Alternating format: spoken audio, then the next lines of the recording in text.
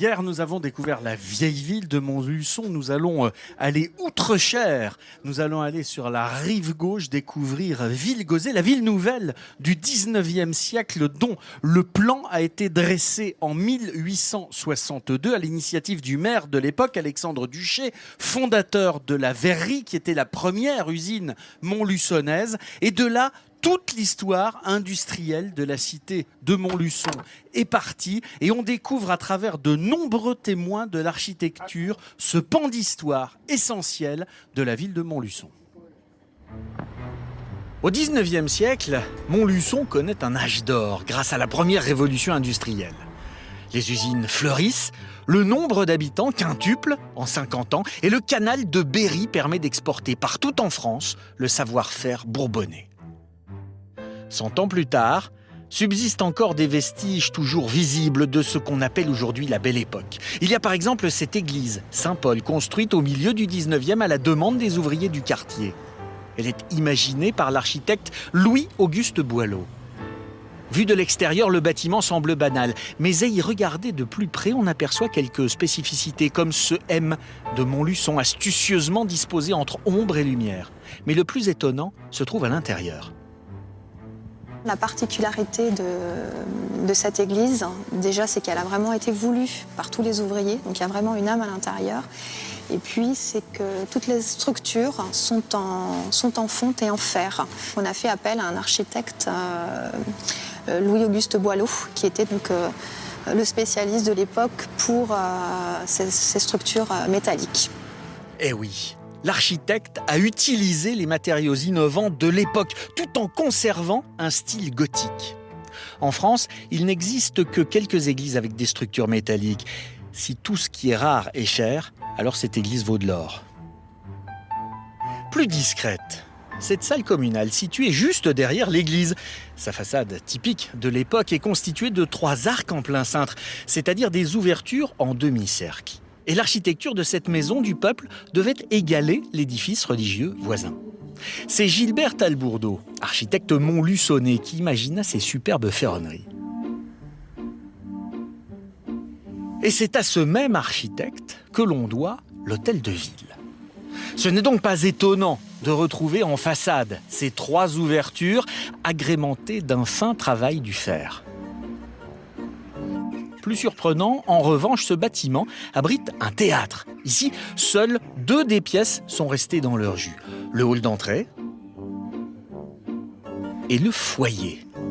Ce lieu de caractère est cher au cœur de tous les Montluçonnais. Et Christian est très fier de diriger ce théâtre. Pour les jeunes comme pour les moins jeunes, c'est un lieu de référence où ils ont ou été voir des spectacles ou participé eux-mêmes à des représentations de théâtre scolaire ou reçu leur prix. Voilà, c'est un lieu qui est à la fois fort et esthétiquement qui est très beau. Et c'est un honneur pour moi de le diriger.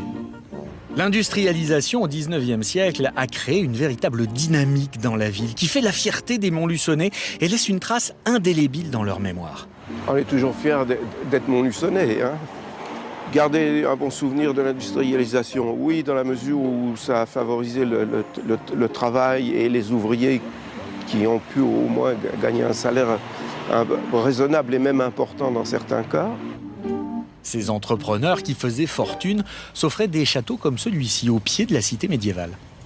On se trouve devant le château de la Romagère, qui est sur le boulevard de Courtet, en plein cœur de la ville de Montluçon. C'est une bâtisse de style néo-Louis XIII, donc caractérisée par ses briques rouges et ce parement blanc qui vraiment agrémente complètement l'édifice. Le long de l'artère commerçante, il suffit de lever la tête pour admirer d'autres façades exceptionnelles par leur sculpture notamment. Ici, par exemple, on peut revivre des scènes de vie de l'époque avec cette allégorie des ouvriers du fer. Et la visite s'achève par l'imposante avenue Marx-Dormoy. Au commencement de celle-ci trône le gisant du charismatique maire de Montluçon qui fait face à la cité médiévale. Et sur cette avenue, certaines bâtisses font le lien entre les 2 âges d'or de la ville. Donc on retrouve dans cette maison vraiment les deux styles, médiéval et le style industriel. On a des fenêtres en croisillot et meneaux, donc ce sont ces fenêtres qui sont en forme de croix, qui caractérisent bien l'époque médiévale. Les briques rouges sont aussi un marqueur de l'époque industrielle.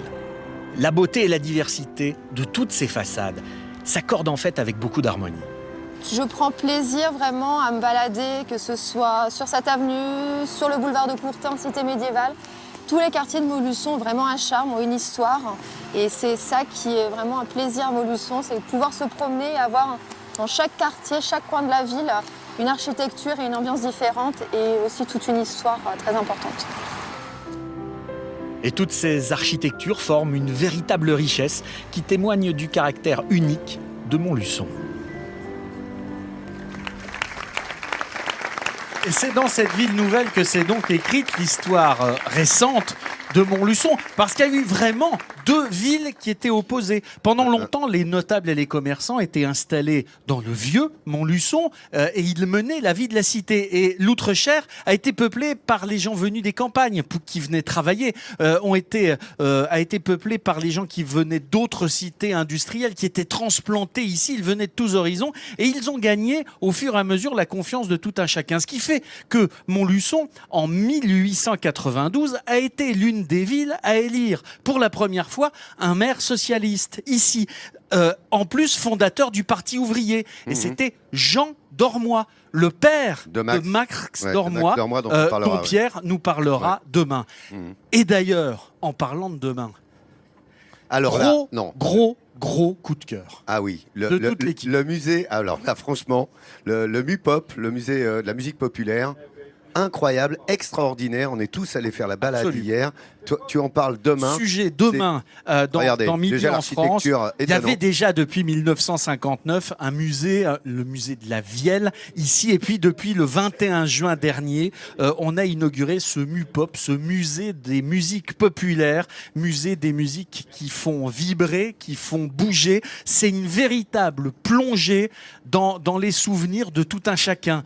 C'est un musée populaire en forme de Madeleine où il y a 4 heures de musique à écouter avec un système très performant et on passe du Balajo à Led Zeppelin, on passe de Johnny Hallyday au Golf Drouot. Il y a des collections d'instruments inouïs et c'est vraiment un endroit où on se réconcilie pour peu qu'on soit un peu fâché avec la musique. La musique populaire, la fanfare, le musette, les dancing, les boîtes de nuit et la vraie belle musique. Hélène, si on est un peu fâché avec les musées, eh bien c'est pareil. On réapprend à aimer un musée tel qu'on voudrait tous les voir aujourd'hui, un musée contemporain. Surtout Pierre-Olivier, Nathalie. On chantonne et on danse tout au long de la visite. Ça finit même par la techno avec l'espace. Exactement, oui, c'est ça. Hallucinant, quoi. Tu pars sur deux Crécy, ainsi de suite. On voit tout demain de ce MUPOP, comme on dit. Exactement.